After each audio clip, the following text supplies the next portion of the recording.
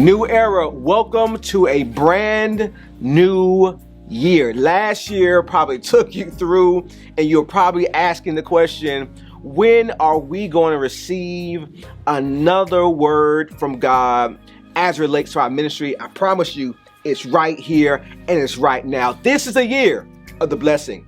I believe that this year, God is going to show and reveal to you the steps, the strategies, the plans, the promises, the purpose that He has inside of you, not just for you today, not just for you tomorrow, but literally things He's going to drop in your spirit that are going to be revealed to you to propel you towards your future and to the legacy that God has for you. So today's word is this right here. It comes from Ecclesiastes chapter 1, the New International Version, and it reads, "There is a time for everything and a season for every activity under the heavens." One more time.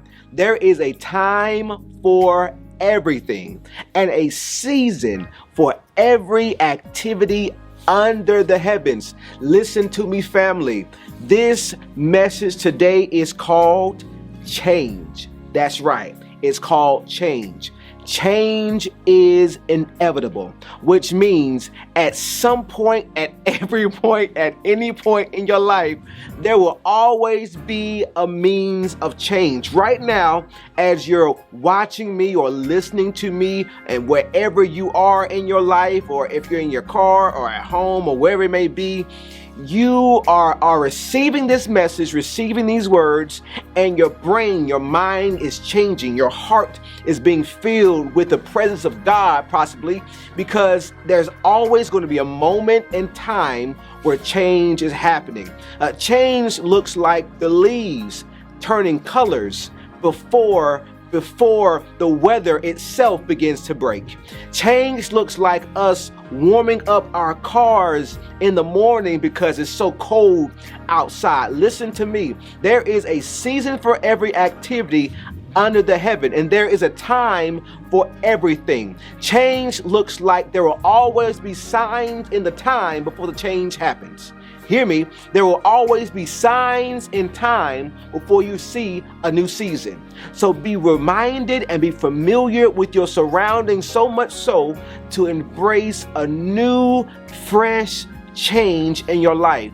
I want to bring you this particular word as it relates to the sermon series, because before you can ever see yourself in a new season of life, you must be willing to embrace change. I know that last year, 2020, may have been crazy, may have been unfamiliar, and you did not understand how to navigate every single new day of statistics and data coming through. You were trying to navigate what school looks like, what life looks like, what relationships look like in your life, and change was inevitable for you. Maybe some things changed in your family. Maybe some things changed in your heart. Maybe some things change as it relates to how you interacted with people. Or maybe some things change as it relates to your body and who you are. Maybe some things change in how you see things and how you begin to interact with certain people or certain situations. Hear me.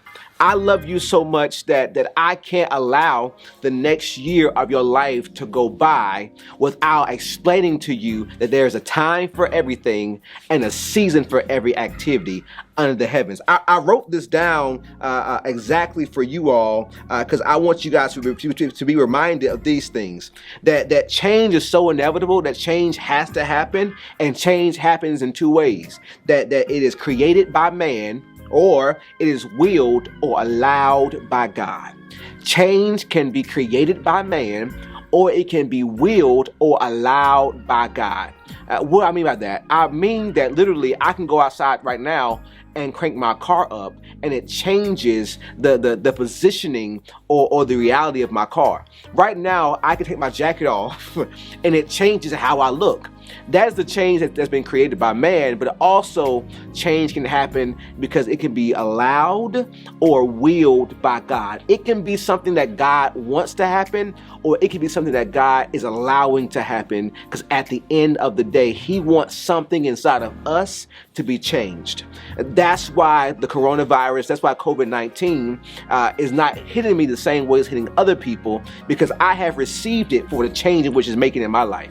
It has pushed me. It has made me pray more. It has made me lean on him even further. It has literally widened and deepened my relationship with God, because now I'm not waiting for someone else to save me.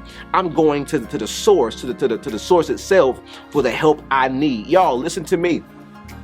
As we welcome 2021 and everything it has to bring to us, this is the season where we must be prepared for real change to happen in our lives. I want to leave you with this thought before I even close out this first message, and it comes from Deuteronomy chapter 31, verse 6. That's Deuteronomy chapter 31, verse 6, the Message version, and it reads, "Be strong, take courage, don't be intimidated, don't give them a second thought, because God, your God, is striding ahead of you.